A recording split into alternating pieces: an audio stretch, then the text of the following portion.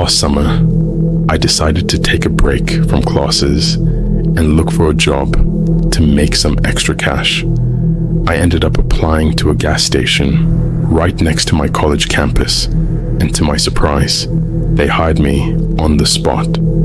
They only needed me for the night shift, which was from 11 p.m. to 7 a.m. I knew this would mess with my already erratic sleep schedule, but I thought I'd give it a shot.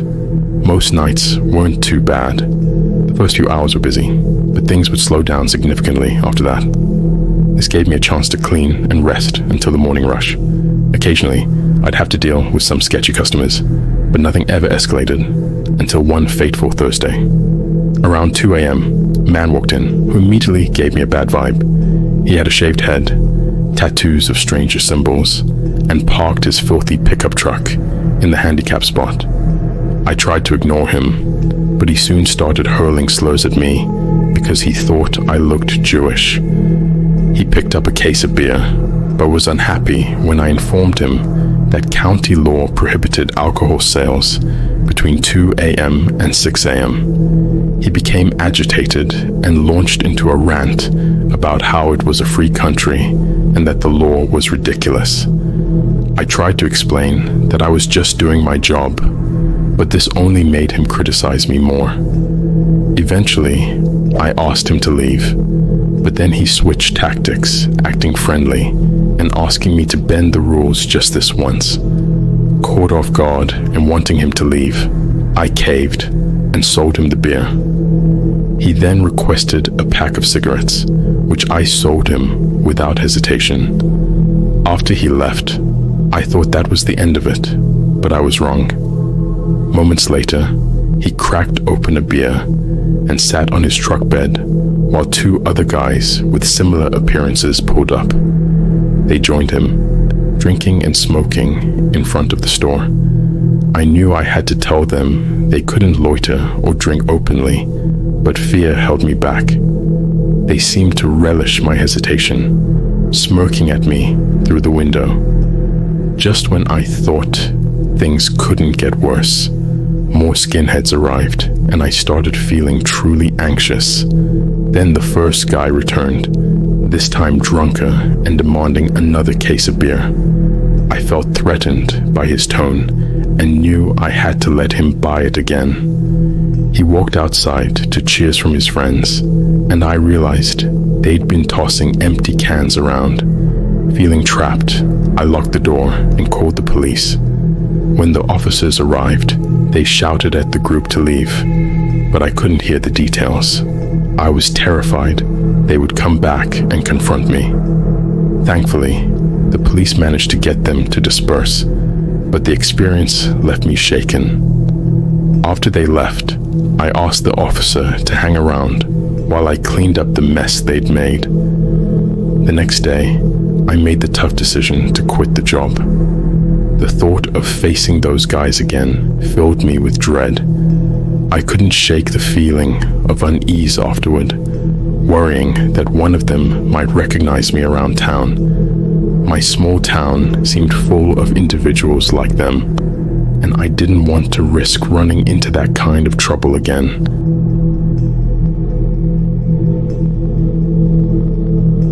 I worked as a gas station attendant for about a year right after high school, primarily during the night shift since I had college classes during the day. Most nights were pretty chill, though I did spend a lot of time on my feet.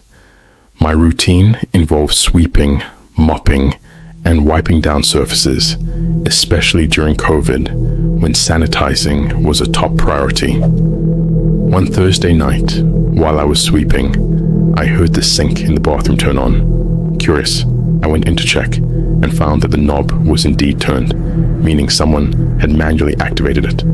I turned it off and returned to my post, thinking nothing of it. About an hour later, I heard the sink running again. This time, I grabbed the bat we kept under the desk and cautiously opened the bathroom door, but there was no one there.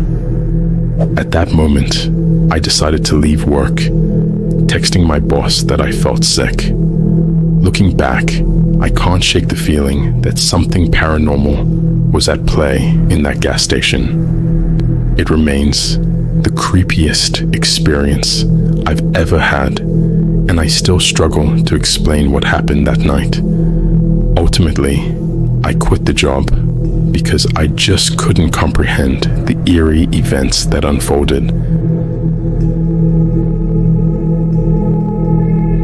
I spent nearly 15 years as a bus driver for the local suburban kindergarten and elementary schools. After retiring from that job, I transitioned to driving city buses, which I enjoyed, especially the moments spent with kids. However, as I got older, it became increasingly difficult to keep a smile on my face while dealing with energetic and chaotic children. The bus lot was just a 10-minute walk from my apartment, and during the day, my passengers would typically hop on and off quickly. Although the city driving was more stressful, it still felt like a relief compared to my previous job. The city bus company I worked for operated 24/7s, but at night, only a few buses ran on longer routes. Most drivers avoided these shifts, so the day drivers, like me, were required to take 2 night shifts every other week. While it was a bit challenging for my sleep schedule, the night shifts were quieter and less stressful due to fewer passengers and emptier roads. One night, around 2 or 3 a.m., I drove my usual route, and the streets were nearly deserted. I made several laps without picking anyone up, only spotting a handful of people walking outside. When I pulled up to the last stop, I parked to take a short break. Leaning my head back and closing my eyes, I tried to rest without falling asleep. Suddenly, I was startled awake by a knock at the door. An older man stood there, and I offered him a nervous smile as I opened the door. He scanned his bus pass and headed straight to the back of the bus. I called out to him, offering to drop him off anywhere he needed, but the man remained silent. I figured he might have earbuds in, so I continued to stop at every bus stop along the route. I frequently glanced in the mirror to check on him, but he just sat there, staring blankly ahead. It was odd behavior, but I tried to brush it off. Approaching the last 2 stops, I began to wonder when he would get off. At the next stop, I parked the bus and looked back in the mirror. After a moment, he stood up and walked down the aisle, but he seemed unusually focused on the floor.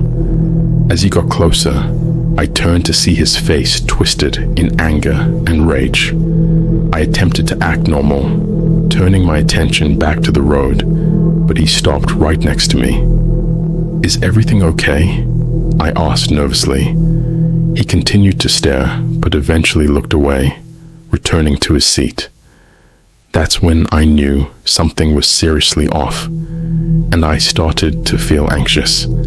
I shifted the bus back into drive and headed toward the final stop. When we arrived, I put the bus in park, and a tense silence filled the air.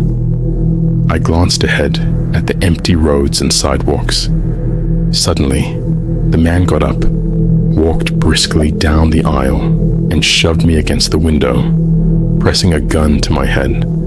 Looking into his crazed eyes, I was convinced he was about to pull the trigger. He didn't say a word, but seemed to tense up even more, pushing the gun harder against my head. Then, without warning, he opened his mouth wide and let out a deafening scream right in my face. Just as suddenly, he backed away and walked out of the bus. I quickly closed the door and drove away, my heart racing. I immediately called the police, knowing his bus pass would identify him. An officer was dispatched to the location where I dropped him off, while another arrived to gather information from me. A couple of days later, they showed me a photo of the man linked to the bus pass he had used, but it was a completely different person. I still don't know what was going on in that man's mind or what he intended, but that was by far the most bizarre and disturbing encounter I've ever experienced, and it will likely haunt me for a long time.